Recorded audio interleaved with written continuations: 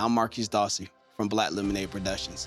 I had an opportunity to document the Youth Resiliency Program, and I got a behind-the-scenes view on how remarkable and important this program really is. From Lisa and their team coming in, creating a safe and warm atmosphere for the kids to share and be vulnerable.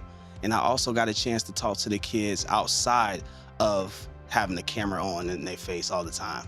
And just to see the expression on their face, just to see how they gravitated towards the material, gravitated towards the program. I want to thank the donors and supporters for making this program even possible.